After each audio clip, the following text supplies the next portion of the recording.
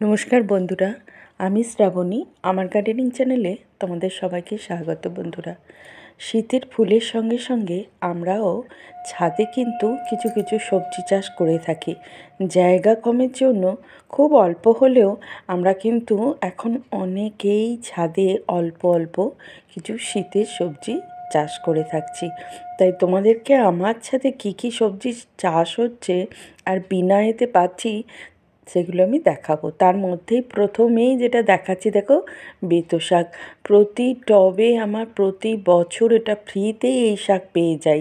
আমরা তো বেতো শাক বলি, তোমরা কি শাক বলো জানি না, তবে এটা বাজারে কিন্তু পাওয়া যায় আর আমি এটা ফ্রিতেই পেয়ে যাই।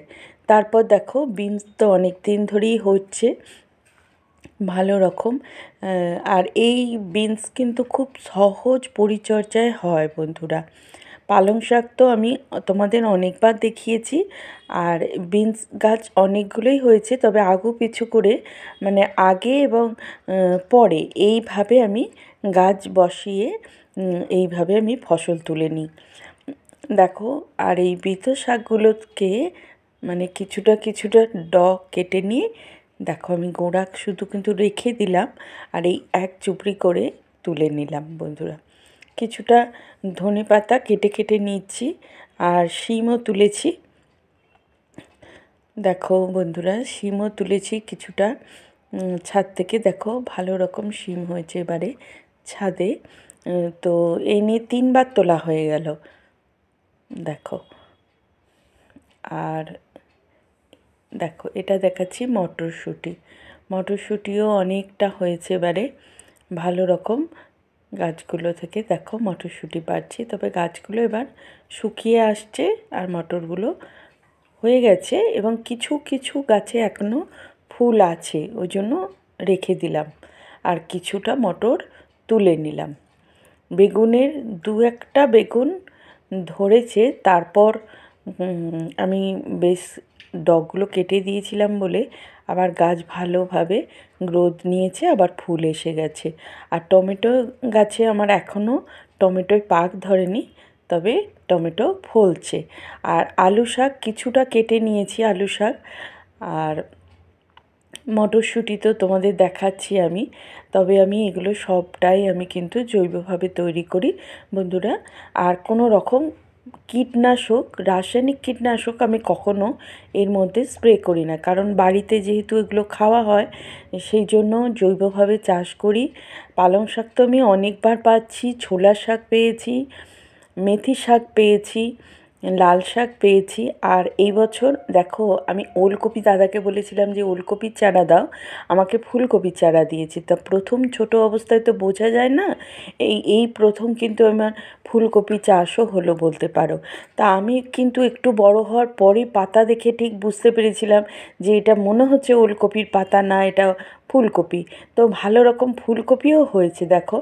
আর লাউ তো ভালো রকম চাষ হচ্ছে দেখো। আমার মাটিটা কিন্তু সম্পূর্ণ জৈবভাবে তৈরি করা থাকে, আর বেশিরভাগটা মাটিতে থাকে আমার গোবর সার বন্ধুরা।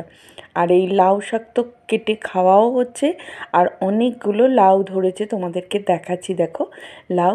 আর এর আগে আমি কিন্তু লাউ কেটে আমার খাওয়া হয়ে গেছে গাছে। আর দেখো, এগুলো ছোট ছোট লাউ আবার অনেকগুলো ধরেছে। কিছু ছোট ছোট লাউ আমি কেটে ফেলে দিলাম, কারণ তো একসাথে নিলে অন্য গাছে একসাথে যদি এত ফল নিই তা গাছের ক্ষতি হতে পারে। এদিকে পেঁপের তো ফুল হয়েছে দেখছো, পেঁপে গাছে দেখি ফল ধরে কি না। পেঁপে গাছটাও কিন্তু প্রথম আমার।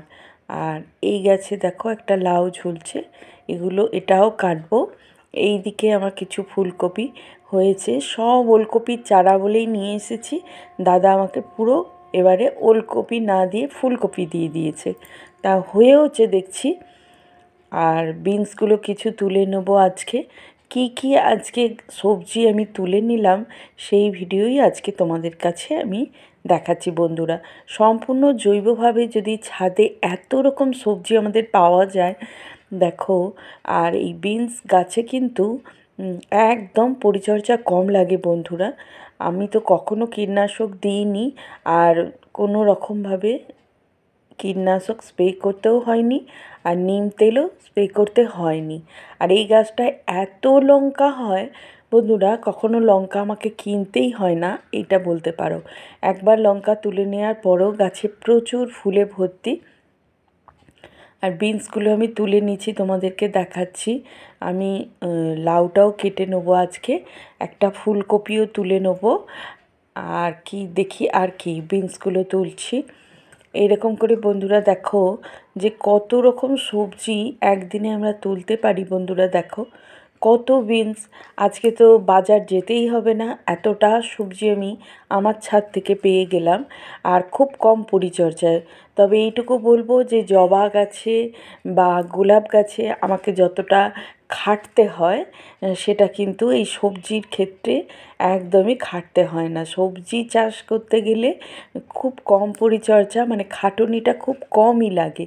মাটি তৈরি করে জৈবভাবে যদি দাও, এটা রাঙালু ফুল হয়েছে দেখো, রাঙা আলু, যেটা মিষ্টি আলু, লাল আলু বলে অনেকে, তো আমরা তো রাঙালু বলি, তাই মুখে এসে গেল। রাঙালুটাও আমি কিন্তু এই বছর প্রথম বসিয়েছি গাছে, আর অনেক ফুল এসেছে দেখছি, যদিও রাঙা আলু মাটির নিচে হয়। আর এইভাবে তোমরাও করতে পারো। এটা দেখো আমি আদা বসিয়েছি এবছর, তো আদাগুলো হয়েছে, তো যেমন হয়। আর গাছটা যেহেতু শুকিয়ে গেছে, আর তো আদা বাড়বে না মাটির নিচে, তবে এইভাবেই দেখো তোমরাও করতে পারো। আদা চাষ হয়েছে, এত রকম সবজি যদি ছাদের মধ্যে করা যায় বন্ধুরা, খুব আনন্দ হয় যখন নিজের হাতে কিছু এই ধরনের সবজি পাওয়া যায়। যেমন ফুলগুলো দেখে আমাদের আনন্দ হয় যে এত রকম ফুল পাওয়া যায়। দেখো আমি তুলে নিচ্ছি মাটির নিচে থেকে আদাগুলো। খুব ছোট ছোট আদা গাছ বসিয়েছিলাম তখন মাটিতে।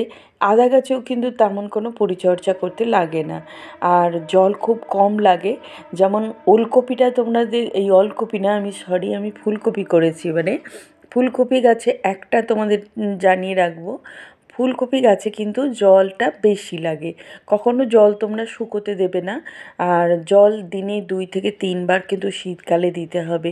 অন্যান্য গাছে যেমন আমরা জলটা কম দিই শীতকালে, কিন্তু এই সবজির ক্ষেত্রে কিন্তু জলটা বেশি লাগে। তবু আদা গাছে জল কম লাগে সবজির মধ্যে পড়লেও। কিছু শশা গাছ এখনও বসিয়েছি, সেগুলো ছোট ছোট শীতের শশার দানা বলেই দোকান থেকে দিয়েছিল, সেগুলো আর তোমাদেরকে আজকে দেখানো হয়নি। দেখি আর একটু বড় হোক, দেখি কি হয়, তখন তোমাদেরকে দেখাবো। তো আজকে আমি দেখো আদাও কিছুটা তুলে নিলাম বন্ধুরা। এই রকম করে তো তোমরাও করতে পারো, খুব সহজ, খুব কম পরিচর্যায়, খুব কম খাটুনিতে বলতে পারো। শুধুমাত্র মাটিটা জৈবভাবে তৈরি করে নিতে পারো। আর এই রকমভাবে যখন তোমরা মাটি তৈরি করবে, তার মধ্যে কিন্তু সবজির খোসা শুকনো মাটির সাথে মিশিয়েও দিতে পারো বন্ধুরা। সবজি জল অনেকে দাও, সবজি পচার জল, কিন্তু সবজির খোসাকে আমরা যে রান্নাঘরের সবজির খোসা, সেগুলোকে শুকনো করে মাটির সাথে মেশাতেও পারো। দেখো বেশ ভালো রকম ফুলকপিটা কিন্তু হয়েছে, কোনো রকম পোকারও উপদ্রব হয়নি, যদিও আমি কোনো রকম কীটনাশক স্প্রে করিনি বন্ধুরা। তোমরাও এইভাবে করে নিতে পারো।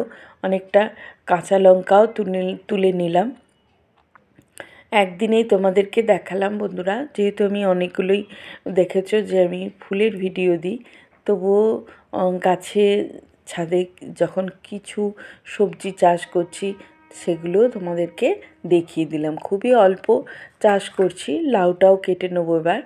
তোমাদেরকে দেখাচ্ছি যে তোমরাও কিন্তু যদি মাটি থাকে বা ছাদের মধ্যে, এইভাবে কিন্তু খুব কম পরিচর্যায় কিন্তু সবজি চাষ কিন্তু করতে পারো তোমরা। খুব কম খাটুনি, আর জৈবভাবে করতে পারো। কোনো রকম কীটনাশক, রাসায়নিক কীটনাশক স্প্রে করতে হবে না, রাসায়নিক সার দিতে হবে না। শুধুমাত্র জৈবভাবেই তোমরা প্রচুর পরিমাণে সবজি তোমাদের ছাদ থেকে, বা তোমরা মাটি যদি সামনে থাকে সেই মাটিতেও বসাতে পারো।